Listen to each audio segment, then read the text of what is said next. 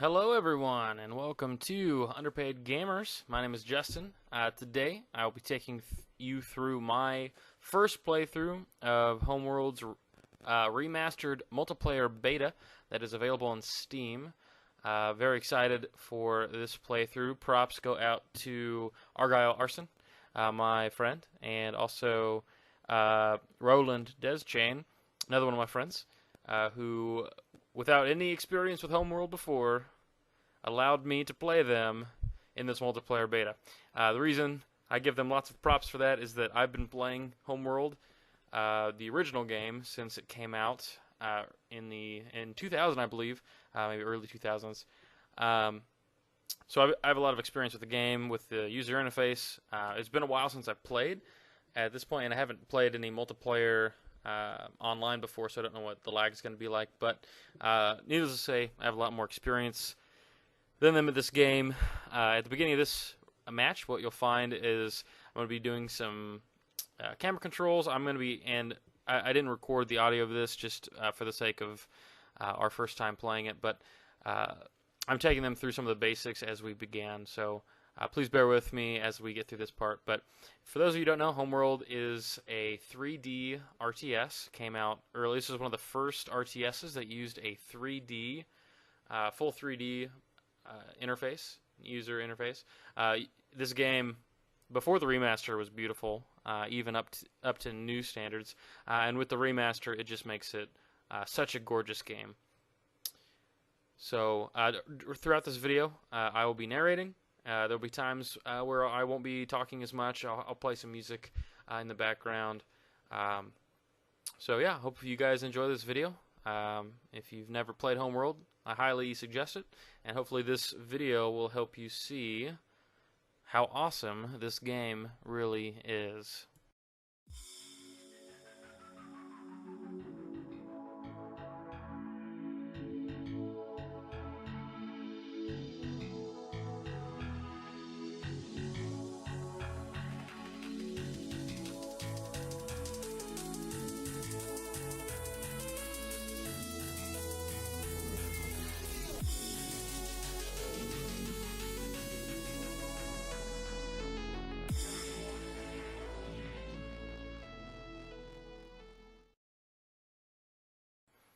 So one of the awesome things about this game that early on really fascinated me was the amount of different classes of starfighters you can use. Starships, we have fighter classes, corvette class, frigate, capital, resource, and then we have like this kind of support. You see me there on the screen. I'm taking them through. I'm kind of explaining to them what each one does, kind of their function. And then, I mean, it's too much to talk through. I told them that the descriptions are in there with the strengths and the weaknesses of each. But really, to get a full grasp of what each one of these ships can do, it takes a little bit of experience playing the game. So I'm pretty, at this point of the game, I am pretty confident in myself that I'm going to win. My initial strategy here is to take my carrier, hyperspace jump it to a random spot away from my mothership. So I have kind of a backup plan just in case they do take out my mothership, which I would doubt they would be able to. But if they did, I'd have another base of operations to roll from. Yeah, just gives me more options. One of the easiest ways for noob players with this game to be able to tell where someone's home base, mother base is to see where their ships are coming from, because a lot of times they'll just do a straight line from where their base is straight towards your guys. So it can be pretty easy to discover where they are. And another thing I do early on, I built some interceptors and use them as scouts to find out. And actually, I think with both of my first little scouting trips, I actually find them with my first two interceptors. Argyle Arson made a funny comment in there, being like, "How did you know where we were already?" I was like, "Well, I was scouting," and I said I sent out a bunch of them, but that's a lie. Actually, I only sent out two. So Richie, if you're watching this video, I apologize for lying to you. I only sent out two, but you kind of tell. Usually they're going to be near resource deposits, so I kind of just scouted those. And you can see there, find Argyle Arson first there. And what I didn't know going into this multiplayer beta was that there actually are some of the races from Homeworld 2 in this multiplayer beta. I assumed that it was only going to be the races from the first game, the Kushin and the Titan, but actually I recognize that ship. I played Homeworld 2 a little bit. Most of my experience comes from Homeworld 1. That's the one we had as I was growing up. I had that game, and then I just had it forever, and I would pick it up. I had the game, I think, in middle school, played it through high school, on and off, played it in college, and in college I ordered the second one off Amazon because I just really wanted to play it. Good game, but I played Homeworld 1 way more.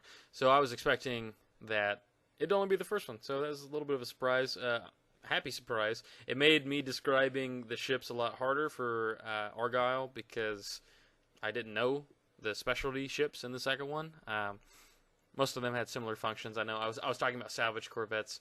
You can capture enemy ships with salvage corvettes, and then with the Homeworld 2 races, I believe they're infiltrator frigates or something, or infiltrator corvettes or something like that. So definitely a different, so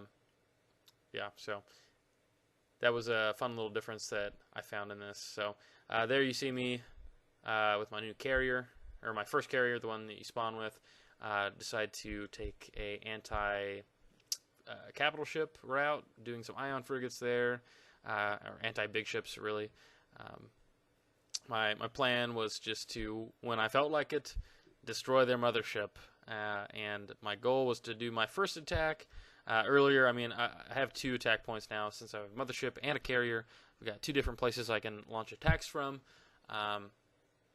My overall strategy was just build a super big, huge fleet of really heavy ships and go straight for their mothership once you have a big enough armada.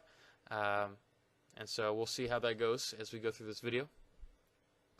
Always important to, I think, start off with a few cheap ships, maybe some fighters, maybe some corvettes, so you have some early defense. Again, I'm playing 2 guys who've never played before. This is my first time playing multiplayer, so if you have more experience than me, you might have better strategies. Maybe you know what to do. Feel free to leave comments. I'm a noob at this too, I suppose. A lot of experience with the campaign and with skirmishes and LAN multiplayer. I know I make a pretty big resource mistake. We put it so it would automatically give us 1,000 resources every minute, I believe, just to kind of supplement what we were doing. I made some mistakes. I actually ran out of resources behind my mothership partway through this, and I also didn't build any resource collectors. It's not collector. It's the second resource ship allows them to dock with it to give you resources. I didn't build one of those until like 3/4 of the way through the game. Big mistake. I should have built one of those early on. It would have really upped the amount I could collect at a time. So for future games, I will fix that. But really, a lot of this has to do with resource management, being able to find the resource and then also protect them. And we'll see as we move forward how I approach that, and how the 2 new guys who've never played before. Again, I don't want to trash them at all. They were great sports the whole time. They did a good job, I think, for the first time. I was really surprised at Argyle's first wave when I first attacked him. Well, we'll see as we go through. I'll narrate it. So I'll throw on the tunes again, and then I'll hit you guys back up when I feel like there's something exciting going on.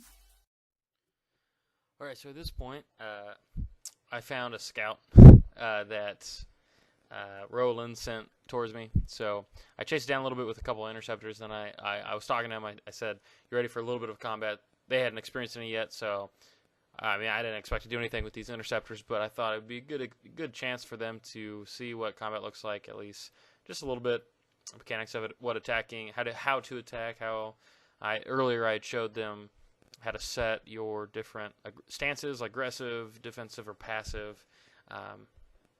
And so we'll see how this first attack does.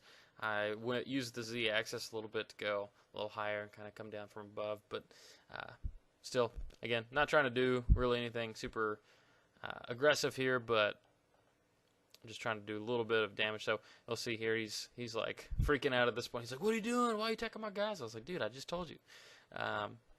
A little bit of fun here. Interceptors are a lot of fun because they're cheap, and a little bit of harassment. Never hurt anybody, really. Come on, right? So I asked Argyle at this point too if he's ready for a little bit of attack. So I got a couple more guys coming at him. But as I am,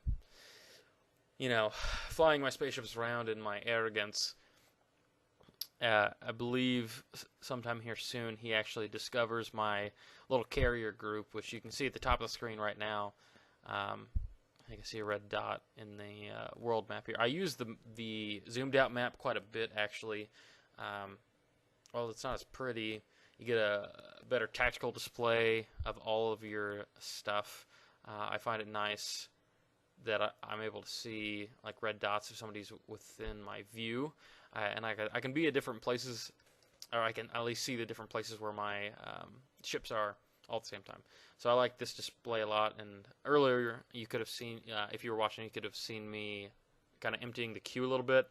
You can see the third down right now in my build queue is sensor arrays. I really like sensor arrays because it allows you, it gives you better sensors, so you can kind of see where the mothership is. Gives you a longer view on a lot of things. So some good electronic warfare. I actually did not use many of the subsystems besides that, or the last category that's like the support type special build units. I could have used more. There's some fun stuff. There's a cloaking generator. There's like a grav well generator that just like essentially makes fighters obsolete. Probes are very effective at just leaving a static scout somewhere. And a lot of times people just ignore them because they're cheap and not worth the time, really.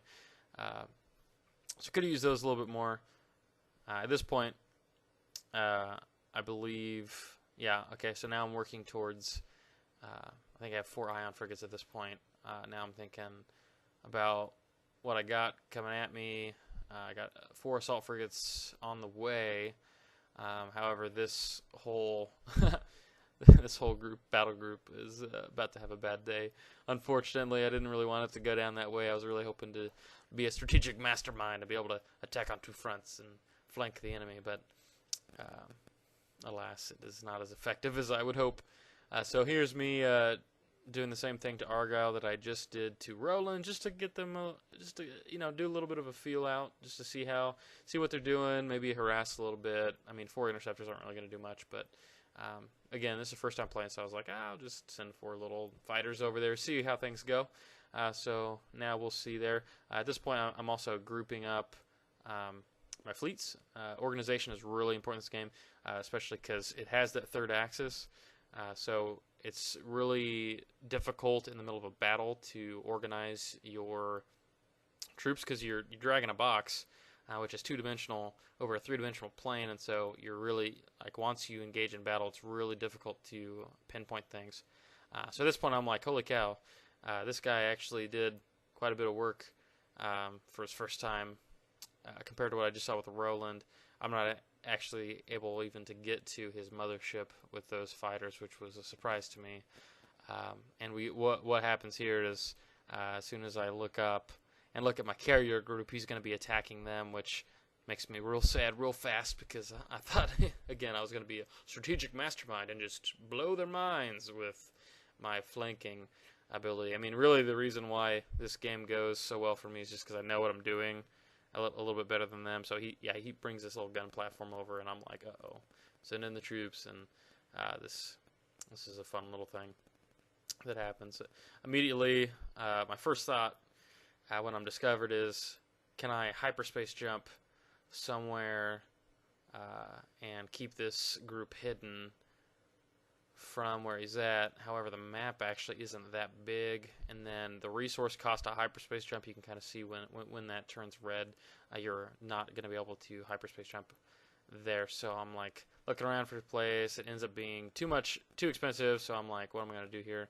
So I end up just hyperspace jumping. I believe my carrier, I take it back to home base here just to protect it, because if I lose a carrier, that's a much bigger deal than if I just lose those frigates. Carriers are have a little bit of a glass job, but they're a mobile platform that you can build on. So you'll see that I get that carrier out of there. Richie gets his first victory there. Argyle, I call him Richie as his name. He's my friend. Been my friend for a long time. Best friend, actually. So thanks for playing, man. Thanks for watching, if you're watching. So here we go. Again, I have the carrier. I'm trying to regroup things.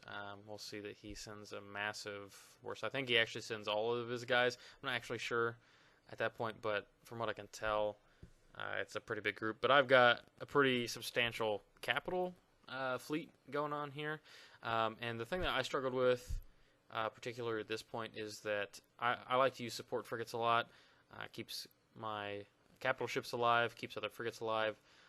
But when I grouped them, I grouped everything as Group 1, and then I tried to get the support frigates as Group 2, but they didn't cancel their grouping into Group 1, so the frigates are much faster than the capital ships, and so I would actually end up losing one of my support frigates early on, and it was a struggle for me for the rest of the game just to be able to control those support frigates separate from the main battle group and not keep them vulnerable. But as you can see here, Argyle comes in here, hands me a new one.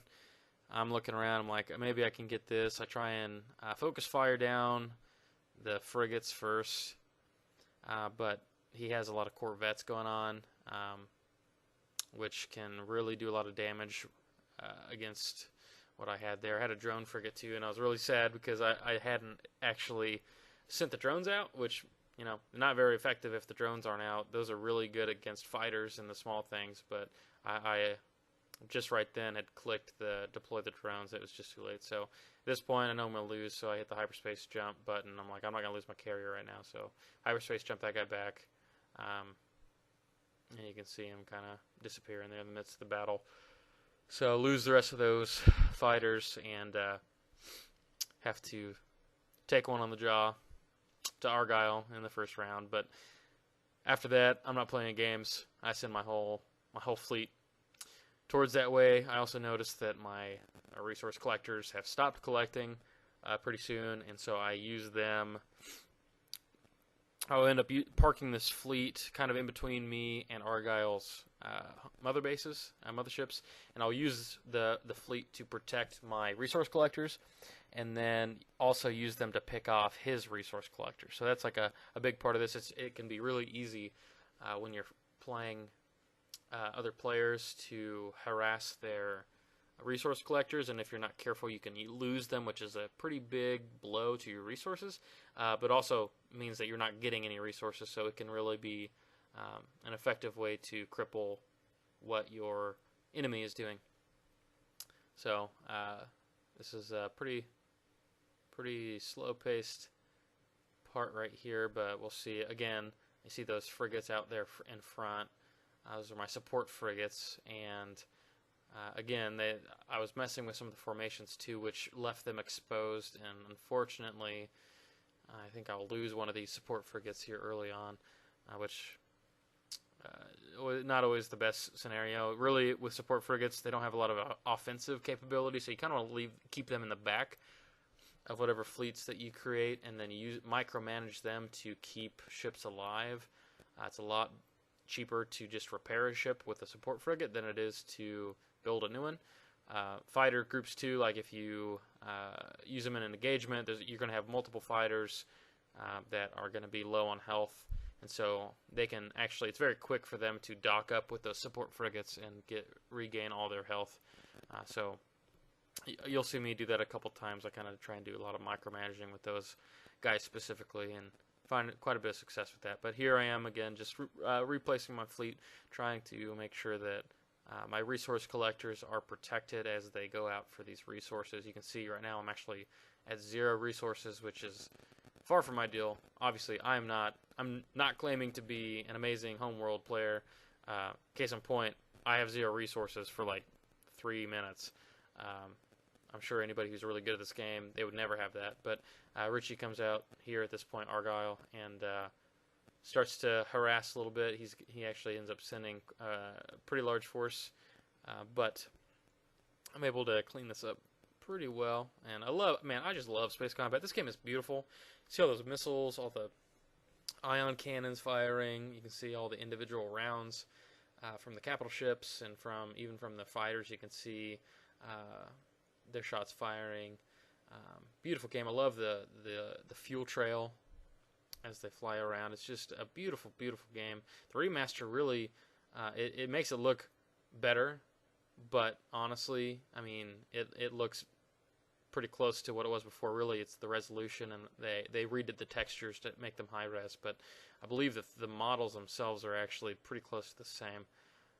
So you can see my little fleet of resource collectors going over there to those asteroids, and my number 1 fleet going in, protecting them. So I pretty much wipe out his attack force here. I lose quite a bit of my fighter support, which isn't a huge deal when you've got enough. Well, I've got missile destroyers here, and missile destroyers are great against the smaller guys because those missiles really don't miss. So pretty good mix of capital ships here. Makes it pretty strong, and then with those support frigates in there, anytime they try and focus fire down one of my capital ships, I can just very easily use the support frigates to keep them alive. So it takes quite a bit of firepower to actually take down a capital ship when you've got support frigates on it. I think the best strategy would be to try and get the support frigates taken out somehow. Maybe use corvettes or fighters to do that, something that's quick and can get behind enemy lines. Makes sense. Capital ships can't actually hit fighters very well. I mean, missile destroyers can because they've got the missiles, but it's a lot harder for the bigger ships to hit those, which makes sense. You know, you got to have some balance there. So here we are, just placing my fleet. Capital ships are real slow, so a lot of this takes a while. I am playing most of this. There are parts of this video where I am putting it at 4 times speed. This right now it's at 1 1/4 speed. So this is actually slower or faster than it actually is in the real game. So if you're like, wow, this is really slow paced, well, if you don't like it this slow, I mean, this is faster than what it actually is. So you may not like RTSs or this one specifically if it's too slow for you. I'm sure that at the higher level play that this is a much more fast-paced game with constant harassing, interesting micromanagement, at least possible for there to be micromanagement. Though I feel like micromanagement in this game is a lot harder than, say, like StarCraft 2 or something. Again, because this has that 3D element, that Z-axis, makes it harder to control because you'll have ships get underneath other ships, and then when you're clicking and dragging, you actually have the wrong ships, or you have like one too many, or not exactly what you want. Whereas in a 2D plane environment, it's a lot easier to control, especially with the box, just one box grabbing. So at this point, Argyle is begging Roland to harass my resource collectors as I pick off his. You can see my destroyer there going at work. Take out that guy pretty quick. Boom. There's the flavor. There's one. And he doesn't change the path of his resource collectors, which could have been a way for him to save some of them, but he doesn't. So I as more and more keep coming, I just keep popping them with my capital ships, which they go down real fast when it is being attacked by capital ships. So here he's got a couple frigates. He thinks he's gonna be or matter. I guess it's frigate assault frigates there. Yeah, there's one down with one of my destroyers. Took that out. Again, resource collectors coming around, and at this point they're too exposed. They're going down. They pop real fast when you got really. I mean, these capital ships are just going to destroy any frigate very quickly. And really the only way to counter them is by a massive amount of small ships, like the attack bombers or the frigates. You can do some mine laying that could take out these ships, or at least damage them enough to take them out with frigates. But really you need the capital ship to capital ship engagement for this to work real well. I feel like when it comes down to it, it's a lot of micromanagement that, like if you've got two players with similar fleets, it's really going to come down to the micromanagement of the support frigates, the use of formations and stances. You see that in this game, I actually don't really change. I changed the stance once in the very beginning when I did that first harass against Roland. I put him in aggressive, but since then I just left them all in defensive just because I'm being lazy, and I haven't played this game in a while, so I thought it would be the best way to go about that. So at this point, Argyle has been begging Roland to attack me, so I'm like, I'm going to be pretty vulnerable here. So here shortly, I'm going to be taking my fleet. Yeah, and see, there you go, Roland. He's attacking my dudes. So at this point, I am committed to take out Argyle. I'm just going to nip it in the bud. I'm like, you've been bringing this guy against me too long over here, inciting violence from the other team. And I need to point out that, again, they were great supports about all this. They'd never played this game before, so I felt like I just had the distinct advantage because I've had experience with the game and with the ships. And I know Roland early on had a lot of trouble with the camera controls because it is weird. It's very weird with when you've never. First off, if you're not a big RTS player, it can be difficult. But also because it has the Z-axis, you can. It really changes how you control it, and I feel really natural with it. Again, played it so long, but he didn't. So at this point, I'm like, you're going down. You're going down, Argyle, and we'll see that I'm quite successful in my attempt to take down his mothership there. And again, man, this game is just beautiful. I love it. I love the motherships. Each mothership has a distinct look. You can actually target different parts of the mothership, engines. I think there's a couple of different places. I just attacked the main body of it, but you can actually disable them. Same thing with a carrier. You can as well. You can disable different parts of it. I know in Homeworld 2, it's actually a much bigger feature in that. This is a very small, like a much smaller scale version of Homeworld 2's emphasis on like modules. In Homeworld 2, you can, on your mothership, you can build specific modules on there that do different things.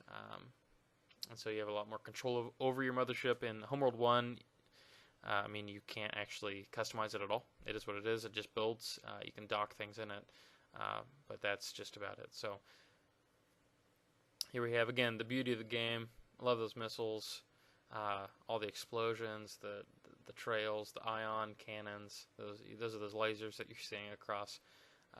And you can see I finished off his mothership there. It's going through the explosion animation there, and then I focused down his carrier very quickly. It's gone too. So at this point, Argyle is out of the game. If you take out if you take out all their building units, they leave the game. Like it's the end. And I think you can change it to just mothership, or I think you can do it. You have to be able to take out all their carriers as well. So at this point, Roland has been warned. He has heard the cries and the dismay of Argyle as he has fallen to me. And so he sends some forces over to try and take me out. At this point, I'm just using my support frigates to keep each other alive.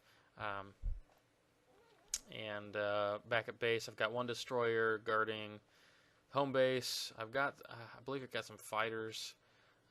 Going to be queued up pretty soon because I noticed that I'm not very balanced at this point. I've got some attack bombers, I believe, are defenders. You see those little triangles there, the group 3. Those are my smaller dudes. So they make a little bit of work through these guys, but the frigates here, not going to do much against my capital fleet. Let me see those beautiful explosions. Boom, boom, kaboom. Take that. Bacha. Yeah, it's going to be a bad day. Once these guys get there, it's going to be a bad day. I'm going to tell you. If I can do my Donald Trump impression. let me just tell you. And I know what I'm talking about. I know some really smart people. And smart people tell me that I'm going to win this game. You know? I know what I'm doing. People tell me. I know. Let me just tell you. I'm going to win this game. So, that was pretty terrible.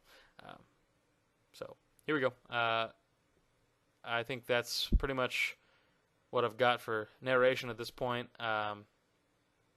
We'll see what happens here with Roland. Again, trying to build up my smaller dudes. I'll take a break from narrating here for a little bit and play some music, and let's finish this thing off.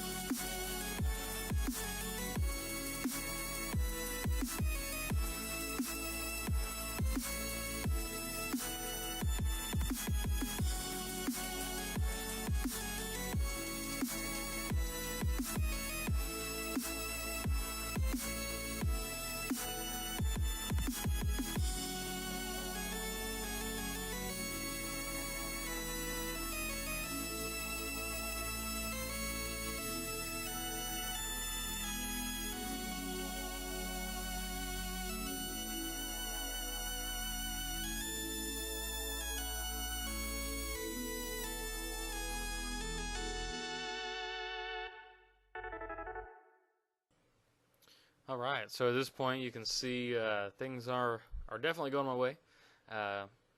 Resource collectors, taking them out again. Slow advance with capital ships, it's pretty normal, but as we go through this, you'll see the capital ships. If you just get a good mix, you've got some good stuff going on here.